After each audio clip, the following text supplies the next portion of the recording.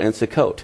The next time it fell again on Passover and Sukkot, if you remember in 1492, when Columbus sailed the ocean blue, on the 9th of Av, a very significant date in Jewish history, when all the Jews were kicked out of Spain, it was 1493 and 1494 when you had these blood red moons. On Passover. On Passover and Sukkot. So each time they happened, it was tied to the Jewish people. And I feel like interjecting here because Passover is the first of the 7 feasts of Israel. Sukkot is the 7th of the 7 feasts of Israel. JR, what we have here is like a parenthesis around the beginning and the end of the festival cycle, and at each point it's marked by a distinct astronomical occurrence. Now, that's a sign. That's amazing, isn't it? Now, if you're getting confused with all of this talk, I want you to know it's going to be in our May magazine. Be sure and get the May edition of Prophecy in the News magazine, and you'll be able to read all about this. Not only that, but in the May magazine, I have an article on the conjunctions of Jupiter and Saturn throughout the past 6,000 years of human history. 303 conjunctions, 36 of them were triple conjunctions. And I'll tell you all about how they fit the biblical, historical events. And so these 2 articles on the heavenly signs are going to be something you'll want to keep. You'll want to read over and over and study. So call the phone number at the bottom of your screen and order our magazine today. Will you do that? Just ask for the May 2008 edition of Prophecy in the News magazine. Now, I would like for you to subscribe for a whole year. It would be worth your while to get it, because month after month we come up with these new discoveries in prophetic studies. And so I want you to get the magazine. For $34.95, we'll send you the magazine and 4 free books.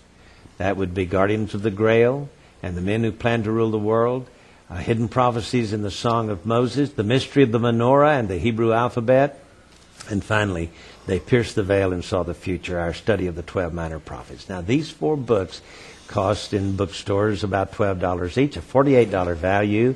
For $34.95, we'll send you this for the next year, and we'll even send you those books, and we'll take care of the postage. So $34.95, not a penny more. That's all we need. Just call the phone number at the bottom of your screen and order Prophecy in the News magazine today.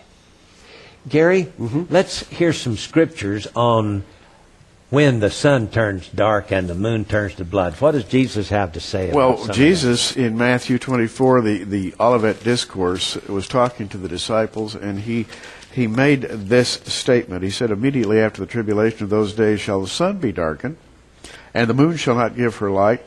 And at that point, and let me just stop, when we think of the sun being darkened, the moon not giving her light, we usually think of some astronomical catastrophe, perhaps the sun sputtering and the moon being affected by all this. But maybe it's time to rethink this a little bit and think of it as a natural cycle, the cycle of the eclipses. And this is exactly what you've done, Mark. Well, according to Mark here, we have, when Israel was born in 1948, these 4 blood moons in Passover and Sukkot. And in 1967, when Jerusalem was taken and liberated, the Temple Mount liberated, we had the 4 blood moons.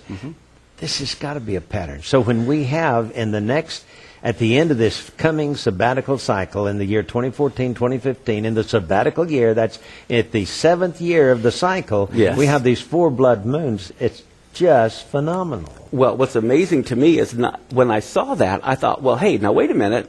Scripture, it's not in error. I got to look, and is there any solar eclipses? Because it said that the sun would turn dark. Okay. So I went to NASA's website and looked at the solar eclipses. And sure enough, there's a solar eclipse on the Feast of Trumpets, Rosh Hashanah. Wow. And then I went back, and there's a total solar eclipse on Adar 29 and Nisan 1, right in there, that date. And the reason why that's so significant is because Nisan 1 is the beginning of their religious calendar, Passover 2 weeks later. Yes. And Nisan 1 is when Moses set up the tabernacle. That's when the glory of God fell. And so Adar 29 is an ending of the religious calendar. kind of like a new season. And so on Adar 29, leading into Nisan 1, you have a total solar eclipse beginning the religious year. Okay, let's look at it on the screen here. We have the total solar eclipses on Nisan 1. Yes. Or on Adar 29, Nisan 1. Actually, Nisan 1 begins at sundown, and Adar 29 is during the day. Yes. And the sun we have to be able to see it, so it has to happen during the daytime. And then, of course, the following Tishri 1, 2015, 6 months later. And, you know, that Tishri 1 there is Rosh Hashanah, the Jewish New Year. Yes. And there is a solar eclipse. Now, that solar eclipse is not a total solar eclipse. It's a partial eclipse. Nevertheless, it's still of astronomical significance. But I want you to notice here, I've had this animation running, and we see what it looks like in a total solar eclipse. You see the corona around the moon there that's sitting directly over the sun. Mm-hmm. Now, this we're going to see in 2015 on the first day of the first month, and again on the first day of the 7th month, which is the Jewish New Year. And that concludes, it is Tishri 1 that concludes the sabbatical year. Yes. Wow. Yes. And so and it's time for the Messiah to show up, right? Yes. Well, to think you have the religious year beginning with the total solar eclipse, 2 weeks later, a total lunar eclipse on Passover, and then the civil year beginning with the solar eclipse, followed 2 weeks later by another total blood red moon on the Feast of Sukkot, all in 2015. Well, now, if you think that this is a coincidence, I want you to know that it's timed. You know, you can go into a computer astronomy program and go back in history and forward in history, and there are no more of these for the rest of the century. That's right. It doesn't happen again. It does not happen again on the biblical holidays. Now, there are 3 more solar eclipses that you need to know about. And one of them happens this year. Tell us about them. Well, yeah, what's fascinating is, as Gary read, if these events happen, it says in Matthew and in Luke, at the end of the tribulation, and if that's 2015, you back off 7 years, that puts 2008 as a very critical year. Yes. And beginning this year, there's a total solar eclipse, only one. Next year, there's only one. And the next year, there's only one. But they all fall like a bullseye right on the 1st of Av, or the 29th of Tammuz. Yes. And for the Christians, many aren't aware of the significance of that date because we haven't been watching the biblical calendar.